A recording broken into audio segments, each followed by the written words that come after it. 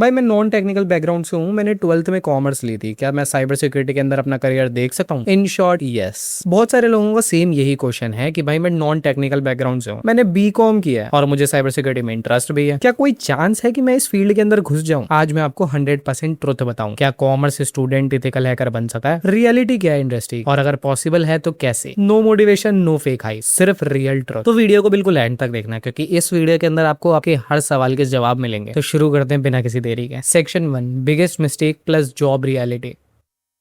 सबसे पहले एक डेंजरस मिथ तोड़ते हैं, सिर्फ साइंस स्टूडेंट ही इथिकल हैकिंग में अपना करियर देख सकता है। ये बात इतनी रिपीट हुई है कि नॉन टेक्निकल बैकग्राउंड स्टूडेंट इस बात को रियल मानने लग जाता है। वो कहता है ये फील्ड मेरे लिए है ही नहीं। रियलिटी ये है कि यहाँ आपसे कोई नहीं पूछता कि 12th में आपने कौन सी स्ट्रीम चूज करी थी। कंपनीज आपकी skill, practical knowledge, problem solving ability और रियल वर्ल्ड अंडरस्टैंडिंग पे जज करते हैं। इसका मतलब ये नहीं है कि टेक्निकल डिग्री होना बिल्कुल ही वेस्ट ऑफ मनी है। सच ये है साइबर सिक्योरिटी एक स्किल बेस्ड फील्ड है। लेकिन सबसे इंपॉर्टेंट बात, जॉब रियलिटी क्या है, क्योंकि यही वो जगह है जहां मैक्सिमम लोग कंफ्यूज हो जाते हैं। देखो यार, जब आप इंटरव्यू देने जाओगे तो इंटरव्यूअर आपसे ये नहीं पूछेगा कि आपने बीसीए करा है या फिर बीटेक। वो डायरेक्टली ये चेक करेगा कि आपको नेटवर्किंग आती है, लॉग समझ आते हैं या फिर नहीं, टूल्स यूज किए हैं या फिर नहीं, रियल सिनेरियो हैंडल कर सकते हो या फिर नहीं। अगर आप आंसर नहीं दे पाए तो फिर आपकी डिग्री या स्ट्रीम किस काम की रह जाएगी। हाँ, लेकिन इस फैक्ट को मैं डिक्लाइन नहीं कर सकता, टेक्निकल डिग्री आपकी शॉर्ट लिस्टिंग में एक प्लस पॉइंट ऐड कर देती है। अब एक हार्श रियलिटी सुन, साइबर सिक्योरिटी में एंट्री लेवल जॉब्स लेना ईजी नहीं होता। क्यों? क्योंकि कंपनीज फ्रेशर को डायरेक्टली हायर कम करती है, एक्सपीरियंस डिमांड होती है। मतलब फर्क नहीं पड़ता कि आपकी स्ट्रीम क्या है, स्ट्रगल हर किसी को करना पड़ता है। देखो यार, साइबर सिक्योरिटी में एक चीज सबको इक्वल कर देती है, स्किल और प्रैक्टिस। अब एक लाइन जो आपको कोई नहीं बताएगा, साइबर सिक्योरिटी में डिग्री से ज्यादा स्ट्रगल स्किल का होता है। बीटेक वाले भी स्ट्रगल करते हैं, बीसीए वाले भी स्ट्रगल करते हैं और कोई नॉन टेक्निकल डिग्री वाले भी स्ट्रगल करते हैं। डिफरेंस बस इस बात का है कौन कितनी जल्दी रियलिटी समझ के उस पर एक्शन लेता है। अब एक और हार्श ट्रुथ, बहुत सारे स्टूडेंट्स बस यूट्यूब वीडियो देखते हैं, प्रैक्टिस नहीं करते, कंसिस्टेंसी नहीं दिखाते, रिजल्ट 6 महीने बाद स्किल्स जीरो, फिर बोलते हैं फील्ड ही टफ है। फील्ड टफ नहीं है, आप ही इस फील्ड के लिए नहीं थे। एक लाइन को अपने दिमाग में छपा लो, आपका बैकग्राउंड आपको डिफाइन नहीं करता, आपकी कंसिस्टेंसी आपको डिफाइन करती है। कॉमर्स या फिर नॉन टेक्निकल बैकग्राउंड से हो तो आपको ज्यादा एफर्ट लगेंगे, बट इम्पॉसिबल बिल्कुल नहीं है। कंपनीज को स्ट्रीम से मतलब नहीं होता, उनको सिर्फ एक चीज चाहिए होती है, क्या ये बंदा काम कर सकता है। अब जब आप क्लियर हो गए हैं मिथ क्या है, रियलिटी क्या है, जॉब मार्केट कैसे काम करता है, तो नेक्स्ट क्वेश्चन है कि कॉमर्स स्टूडेंट इतना पिछड़ा हुआ फील क्यों करता है। चलो वो भी समझते हैं। Section 2, why commerce student feel left behind.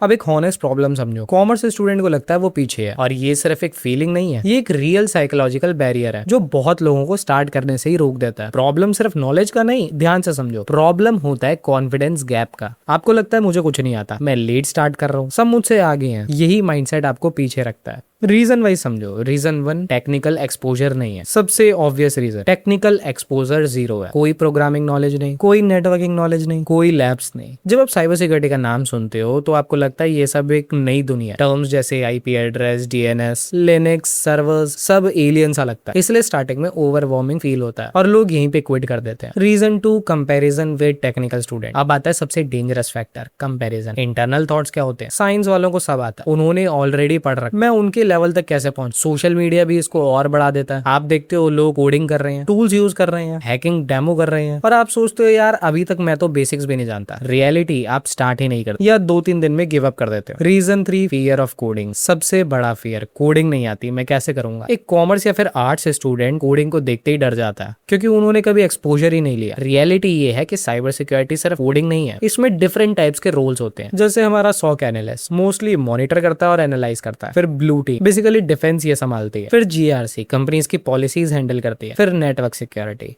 Configuration और मॉनिटरिंग। मतलब हर रोल में हैवी कोडिंग रिक्वायर्ड नहीं होती अनटिल अनलेस आप ऐप सेक की तरफ जा रहे हो। बेसिक स्क्रिप्टिंग हेल्पफुल होती है बट स्टार्टिंग के लिए कोडिंग बैरियर नहीं है। Reason 4, no clear road map. अब एक अंडररेटेड प्रॉब्लम, डायरेक्शन नहीं है। कॉमर्स स्टूडेंट को पता नहीं होता कि कहाँ से स्टार्ट करें, क्या पहले सीखना है, कौन से टूल्स यूज करने हैं, कौन सी फील्ड चूज करनी है। रीजन, रैंडम वीडियो देखते रहते हैं, कोर्स पे कोर्स लेते रहते हैं but process zero. Reason 5, lack of environment. Environment भी बहुत इंपॉर्टेंट होता है। टेक्निकल स्टूडेंट्स के पास होते हैं सेम इंटरेस्ट वाले friends, technical discussion, college exposure, और हमारे नॉन टेक्निकल भाई के पास मेनली नॉन टेक्निकल एनवायरनमेंट, कोई गाइड करने वाला नहीं, कोई सपोर्ट सिस्टम नहीं, तो भाई मोटिवेशन भी कहाँ से आएगी। Reason 6, fear of being too late. एक और डेंजरस थॉट, मैं लेट हो गया। लोग बोलते हैं 10th से ही कोडिंग स्टार्ट करनी चाहिए, इजी स्टार्ट ही सक्सेस, लेकिन रियलिटी साइबर सिक्योरिटी में लोग 20 से 25 साल की एज में भी स्टार्ट करते हैं और सक्सेसफुल भी हैं। अब एक सबसे इंपॉर्टेंट बात सुन, साइंस स्टूडेंट का एडवांटेज परमानेंट नहीं होता और कॉमर्स स्टूडेंट का डिसएडवांटेज भी परमानेंट नहीं होता। डिफरेंस सिर्फ स्टार्टिंग का होता है, एंड रिजल्ट का नहीं। अगर आप कॉमर्स स्टूडेंट हो तो आपको ये माइंडसेट अडॉप्ट करना पड़ेगा, मुझे सब आना जरूरी नहीं है, मुझे सिर्फ स्टार्ट करना है, मैं डेली थोड़ा इंप्रूव करूंगा। साइबर सिक्योरिटी में रेस नहीं होती, कंसिस्टेंसी होती। कॉमर्स स्टूडेंट पीछे नहीं होता, वो सिर्फ डिफरेंट स्टार्टिंग पॉइंट से स्टार्ट कर रहा होता है। अब एक सबसे इंपॉर्टेंट क्वेश्चन, क्या एक कॉमर्स स्टूडेंट एक्चुअल में एक एथिकल हैकर बन सकता है, या फिर मैं अब तक सिर्फ मोटिवेशन वाली बकैती मार रहा था? चलो नेक्स्ट सेशन में एकदम 100% ऑनेस्ट आंसर देता हूँ। अब मैं आपको एक सीधा आंसर देता हूँ, यस 100% पॉसिबल है, लेकिन ये मोटिवेशनल आंसर नहीं, ये एक प्रैक्टिकल आंसर है और इसके साथ एक रियलिटी भी आती है। ये इजी नहीं है, टाइम लगता है और कंसिस्टेंसी चाहिए। नॉन टेक्निकल बैकग्राउंड वाला भी एक एथिकल हैकर बन सकता है, बट उसका पाथ थोड़ा डिफरेंट होता है। आपको बेसिकली 2 फेजेस से गुजरना पड़ता है। फेज 1 कैचअप, फाउंडेशन बिल्ड करना। सबसे पहले आपको वो गैप कवर करना पड़ेगा जो टेक्निकल स्टूडेंट ऑलरेडी कवर कर चुके हैं। क्या कैचअप करना पड़ेगा? Networking basics, operating system basics, complete fundamentals, internet की एक्चुअल वर्क। यही वो स्टेज है जहां मोस्ट स्टूडेंट फेल हो जाते हैं। प्रॉब्लम क्या है? सब डायरेक्टली टूल चलाना चाहते हैं विदाउट बेसिक नॉलेज। एग्जांपल के तौर पे बंदा बोलता है मुझे हैकिंग सीखनी है, बट उसको ये नहीं पता आईपी क्या होता है, एचटीटीपी क्या होता है, सर्वर क्या होता है। Result confusion plus frustration plus quit. Smart approach, smart student पहले 1 से 2 महीने अपनी नेटवर्किंग नॉलेज को स्ट्रॉन्ग करेगा, ओएस समझेगा, लिनक्स यूज करेगा। ये बोरिंग लग सकता है बट यही फाउंडेशन है। फिर phase 2 build real cyber security skills. जब आप बेसिक्स कवर कर लेते हो तब आप रियल गेम में एंटर करते हो। उसके बाद क्या स्किल बिल्ड करनी पड़ती है? Security fundamentals, attack type, fishing, XSS, SQL, defence concept और टूल्स कैसे काम करते हैं। Hands on practice most important है। आपको लैब्स करनी पड़ेंगी, सीटीएफ चैलेंज करने पड़ेंगे, रियल सिनेरियोस पे काम करना पड़ेगा। सिर्फ वीडियो देखने से कोई स्किल नहीं आएगी। एक बार टाइमलाइन क्लियर कर, पहले 1 और 2 महीने बेसिक समझो, 3 से 6 महीने के बीच लैब्स करो, कॉन्सेप्ट्स क्लियर करो, फिर 6 से 12 महीने के बीच रियल स्किल्स बिल्ड करो, इंटर्नशिप और जॉब्स के लिए अप्लाई करो। मतलब ओवरनाइट सक्सेस नहीं मिलेगी बट कंसिस्टेंट एफर्ट से रिजल्ट गारंटीड है। अब एक फाइनल ट्रुथ सुन लो, कॉमर्स स्टूडेंट भी हैकर बन सकता है बट सिर्फ तब जब वो एक्सेप्ट करे मुझे बेसिक्स नहीं आते, मुझे जीरो से स्टार्ट करना पड़ेगा, मुझे डेली एफर्ट्स लगाने पड़ेंगे। क्यूज के साथ नहीं, एग्जीक्यूशन के साथ सक्सेस मिलेगी। नॉन टेक्निकल बैकग्राउंड बैरियर नहीं है, लैक ऑफ एक्शन बैरियर है। Section 4 step by step road map.